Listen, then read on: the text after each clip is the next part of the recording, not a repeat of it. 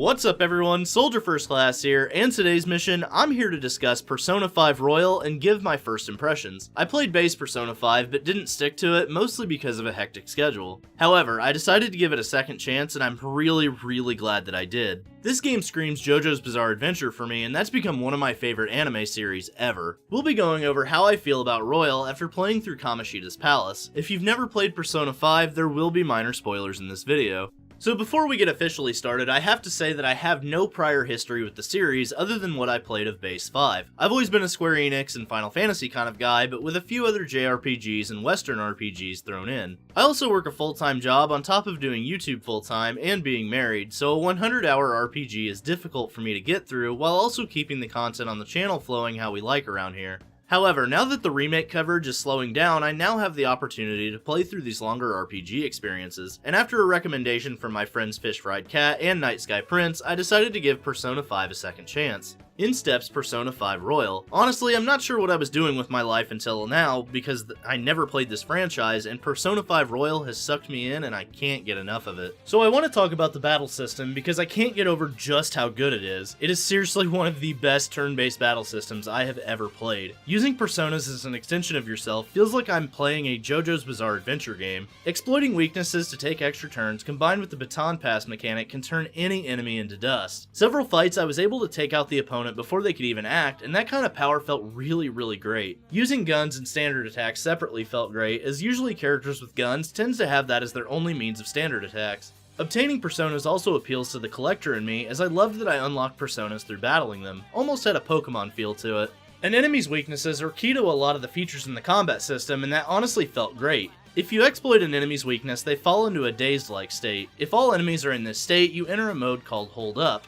You have the option of performing an all-inclusive attack that can potentially end the fight or at least do very heavy damage. You can also choose to break formation, or you can attempt to negotiate with the enemy shadow. If you negotiate, you can either get an item or possibly recruit the shadow as a new persona. While visiting Igor, I noticed that I had a lot of free DLC personas, and they're extremely powerful. However, if you don't want the game to be a cakewalk, I would suggest holding off on using them. Not aware of how the mechanics worked yet, I picked a persona from the list that I really liked, only to find out that it wrecks everything in sight. I quickly changed back to Arsene as I didn't want that type of experience. Progression is really important to me as a player, and I want to earn that power of those personas. Combining personas via guillotine fusion is an interesting mechanic and one I will definitely make use of in the future. It's almost like the breeding mechanic in Pokemon, where the resulting persona inherits abilities from the combined personas you sacrifice. These fusions create powerhouses that are super high level personas which are locked behind your character's levels. These keep you from unlocking these and cakewalking through the game. The battle system is deep, and I know for a fact I haven't even unlocked everything there is to see in it. This might actually be one of the best turn-based battle systems I have ever played, and Atlus deserves all the credit in the world for making this battle system so enjoyable. I honestly haven't had this much fun with a turn-based game since Final Fantasy X, although Trails of Cold Steel 1 is pretty fun too.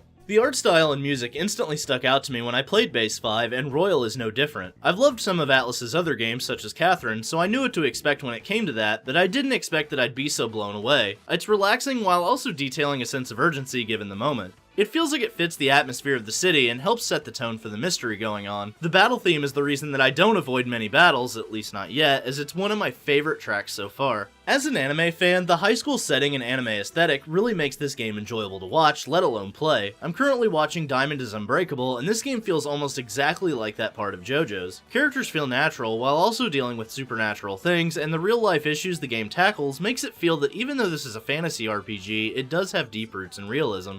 A teacher abusing students physically and sexually, and they attempt to reveal the truth is difficult. This makes the stakes so high for our characters that you question even your own choices in the game. Ryuji and your character risk expulsion from school to reveal Kamoshida's terrible secret, and it's things like this that have very big implications. How many student athletes have been too afraid to speak up, fearing that their lives will be over if they reveal the truth about a teacher? The powerful message this type of story sends is the reason why people love RPG stories in the first place. There are stakes involved even when your actions are noble, but we can also agree that great character development is seen because even though Kamoshida needs to be stopped, the characters question the morality of such a drastic option. It also tackles the effects of what these terrible acts have on their victims. Shiho is given a starting spot on the volleyball team by Kamoshida, but only if An agrees to comply with his wishes. Once An finally refuses and Shiho is kicked off the team, she attempts suicide, falling to severe injury. While this is a video game, this type of thing will hit really close to home for a lot of players. But that's not Kamoshida's only act, as he constantly abuses his athletes physically, leaving several injuries to players who don't live up to his lofty standards.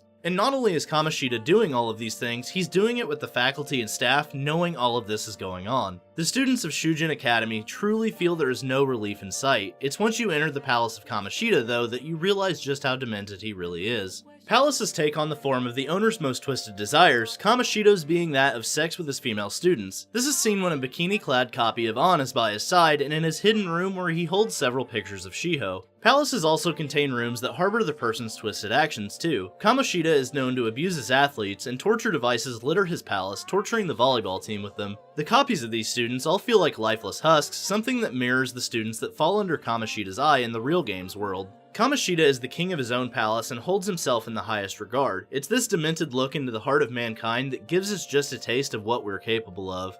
Another thing about the high school setting that I really love is that I'm a huge fan of JoJo's Bizarre Adventure, and a lot of them start out with high school aged characters. But that's not the only thing about JoJo's that makes me love this game even more. On its own, Persona 5 is a very enjoyable game for me, but as a JoJo fan, I can't help but look at Personas as stands. Keep in mind, before I had played Persona 5 Royal, I wasn't aware of the JoJo comparisons among the fanbase, so this was a very pleasant surprise for me. Associating them with stands makes this game 100 times more enjoyable for me, but as I said before, the game is amazing regardless. I mean, look at this one, it looks just like Josuke, and Morgana's Persona, reminds me so much of Polnareff's Silver Chariot. There's even hints of Polnareff's personality because he too is a ladies' man. Morgana spends a lot of time telling An how awesome she is and pining over her, and that seems like such a Polnareff thing to do. Plus, there's a moment in the classroom where your character is asked a question, and one of the answer choices is literally the world, Dio's stand in Stardust Crusaders. If anyone at Atlas is watching this video, please, for the love of God, try to secure rights to make a JoJo's turn-based RPG. I am literally begging you. Honestly, I love the characters in this game, and I mean every single one of them. Ryuji can be annoying at times, but I chalk that up to him just being a high school kid that has a fired-up personality, but his heart is still in the right place. An is incredible and has to balance her reputation, while also still helping out her friend Shiho. The mystery surrounding Morgana is interesting, and I find myself wanting to know more about Morgana. Is it a cat? Is it a human? What is Morgana? I'm excited to find out because that means I get to play even more Persona 5 Royal.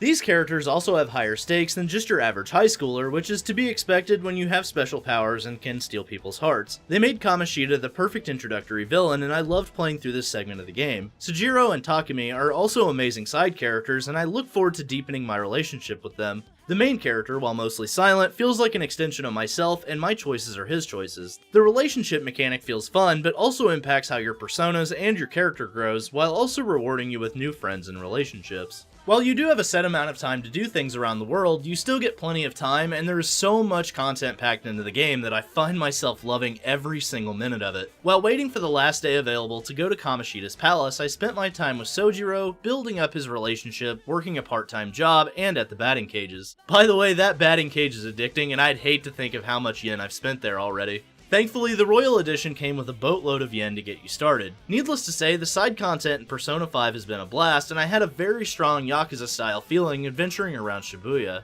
I actually love that things like studying and working with certain characters actually build stats outside of leveling up. You'll have 5 real-life stats to boost, and doing things like studying, going to the batting cages, and solving crossword puzzles builds those stats. It makes your tasks less mundane, and instead, they serve a vital role in your character's everyday life.